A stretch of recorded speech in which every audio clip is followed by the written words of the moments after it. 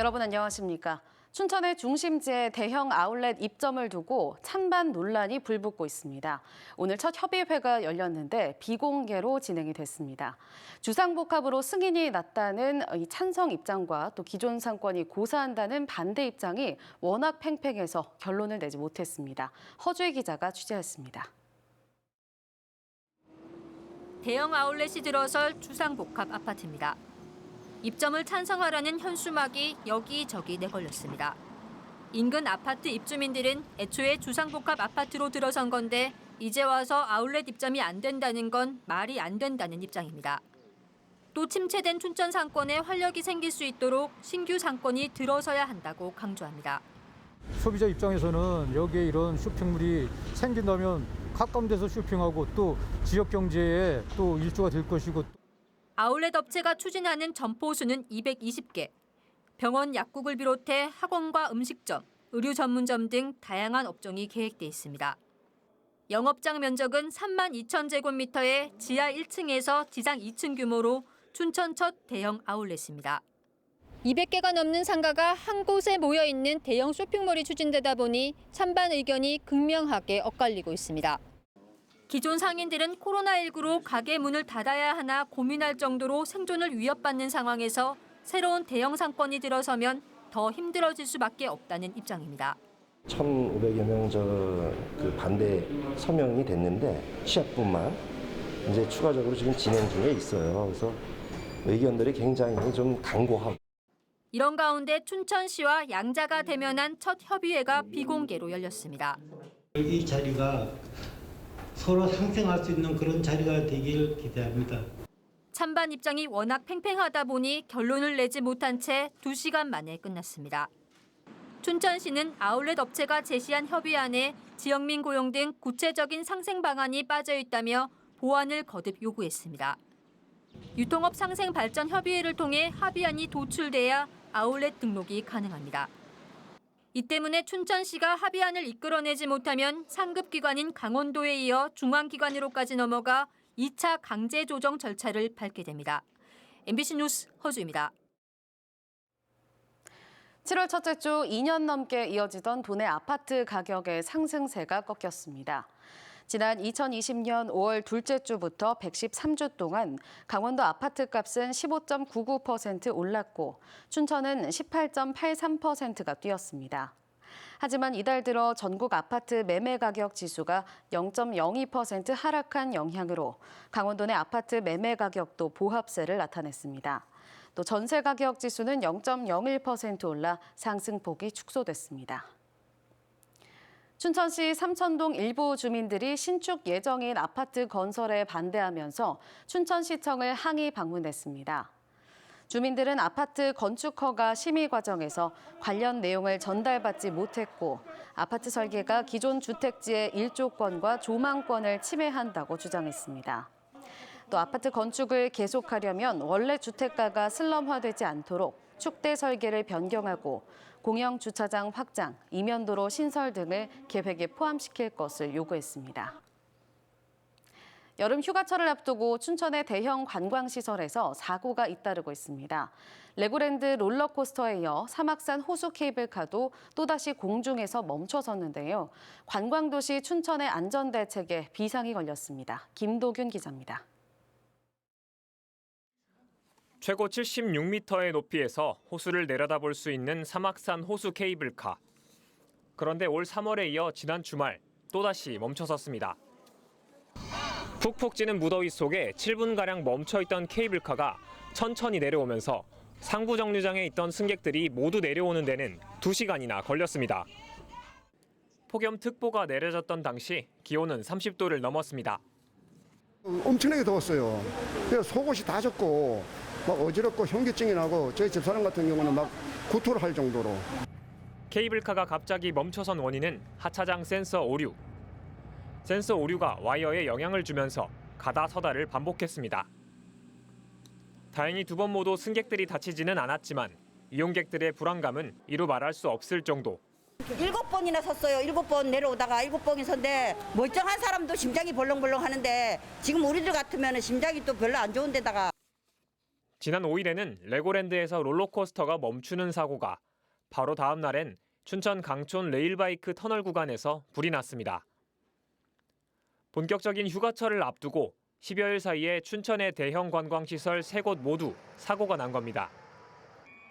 하지만 춘천시는 민간 기업에 대한 사전 안전 관리가 한계가 있다 보니 사고가 발생한 이후에나 지도 관리에 나서고 있습니다. 놀이시설을 위주로 해서 저희가 13일부터 관련 부서랑 관계기관과 합동으로 안전점검을 실시할 예정입니다. 결국 춘천 시민과 관광객들만 언제 어떻게 발생할지 모르는 대형 관광시설의 안전사고 위험에 여전히 노출되고 있는 상황입니다. 법에는 없지만 안전점검을 조금 더 철저히 할 수 있게 좀 매뉴얼을 해달라든지 이런 부분을 좀 같이 논의를 해야 되죠.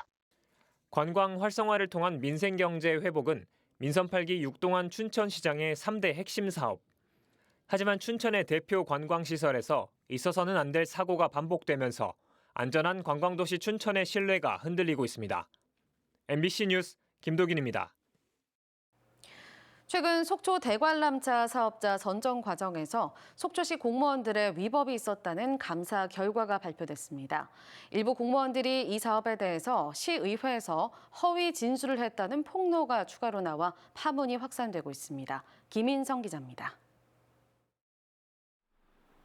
감사원이 대관람차 사업자 선정 과정에서 속초시에 위법 사항이 있었음을 확인한 뒤 경찰에 수사를 요청해 지난주 속초시청에 대한 압수수색이 이루어지는 등 경찰 수사가 진행되고 있습니다. 그런데 공익감사를 청구했던 강정호 현 강원도 의원이 지난해 있었던 속초시 행정사무감사에서 담당 과장이 거짓말을 했다며 추가 폭로했습니다. 자기 자본의 적정성 부분은 이제 평가 방법이 바뀐 거고 신용평가 부분은 배점이 바뀐 거란 말이에요. 그러면 이 평가 방식이 바꿀 수 있는 거예요? 관계 부서에서의 판단에 의해서 딱 뭐 이걸 해야 한다고 뭐 법률적으로 나와 있지 아니하기 때문에 그 상황에 따라서 그거는 판단 방법, 평가 방법은 바꿀 수 있다고 저희는 생각을 합니다. 하지만 감사원은 속초시가 해당 업체에 유리하도록 정당한 절차를 거치지 않고 임의로 평가 방법을 바꿨고 최초 공모 지침서에서 정한 방식과 다르게 점수를 매겼다고 지적했습니다. 평가 방식을 회계사의 자문을 받아서 바꿨다는 것은 맞는 겁니까 아닌 겁니까? 그러니까 저희가 전문인이 아니기 때문에 그래서 고민을 하다가 그 공인회계사의 자문을 받은 것이고요. 자문이 그분이 이제 뭐 아까 말씀하셨듯이 본인이 자문해 준 것을 이 계획대로 반영을 하라고는 할 수 없는 것입니다. 저희가 판단하에 그러니까 공인회계사의 자문을 받았지만 속초시의 판단으로 규정을 바꾼 겁니다. 감사원의 감사보고서와 속초시의회 정례회의 동영상을 비교 검토를 하고 있는데요. 그 과정에서 위증을 한 부분들을 많이 발견하게 되었고 그 부분에 대해서 추가 고발을 할 계획입니다. 속초시 의회도 의원들과 협의해 의회의 입장을 공식 발표할 예정입니다. 여야를 떠나서 의원님들과 상호간에 의견을 좀 한대로 모으는 작업을 해야 되겠죠. 문제가 있는 부분은 반드시 그 문제 지적을 하고 털고 가야 된다. 이렇게 생각을 하고 있기 때문에 담당 공무원에 대한 추가 고발과 속초시 의회의 공식 입장 발표로 이어지게 되면서 속초시의 대관람차 사업자 선정 과정과 관련한 파문이 더 확산될 것으로 보입니다. MBC 뉴스 김인성입니다.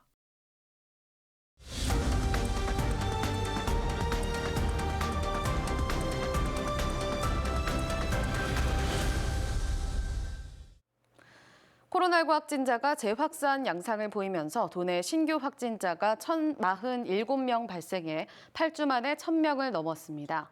춘천에서는 227명이 신규 확진 판정을 받았고 철원 71명, 홍천 55명, 화천 37명, 인제 30명, 인제 24명이 추가됐습니다. 도내 누적 확진자 수는 53만 1,000명을 넘었습니다. 현재 중환자 비율은 8.3%, 병상 가동률은 11.9%로 안정적인 상황입니다. 유상범 국회의원이 국민의힘 강원도당 위원장에 연임됐습니다. 국민의힘 강원도당이 운영위원회를 열고 유상범 위원장의 연임안을 의결하면서 유 위원장이 앞으로 1년 동안 도당을 다시 이끌게 됐습니다. 유상범 위원장은 악전 고투 끝에 윤석열 정부를 탄생시켰고 강원 도정 교체도 이루어냈다며 강원도 발전을 위해 진력할 시기라고 밝혔습니다. 또 특별자치도를 완성하고 규제를 완화해 지방선거 때 도민들에게 했던 약속을 전폭적으로 지원하겠다고 덧붙였습니다. 지난달 헝가리 부다페스트에서 열린 세계 수영선수권 대회 남자 200m 자유형에서 은메달을 차지한 황선우 선수가 포상을 받았습니다. 강원도는 오늘 강원도청 소속 황선우와 김우민 선수, 이보은 감독에게 포상금을 수여했습니다. 황선우는 남자 자유형 200m를 비롯해 남자 계영 400m와 800m, 혼성 계영 400m에서도 한국 신기록을 작성했고, 김우민 선수는 남자 자유형 400m에서 박태환 이후 5년 만에 결승 진출이라는 성적을 거뒀습니다. 강원도의 국민연금 수급액이 전국 평균에도 미치지 못하는 것으로 나타났습니다. 더불어민주당 김회재 의원이 국민연금공단으로부터 제출받은 자료에 따르면 지난 2월 기준 강원도 국민연금 월평균 수급액은 54만 1,337원으로 전국 평균 수급액 56만 6,800원보다 2만여 원이 적었습니다. 이 같은 수급액은 전국 11번째로 1위인 울산보다는 20만 원 이상 낮았습니다.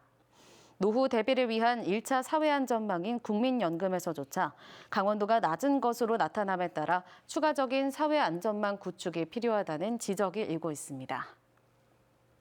연일 치솟던 도내 평균 기름값이 정부의 유류세 추가 인하 이후 열흘 넘게 하락세를 이어가고 있습니다.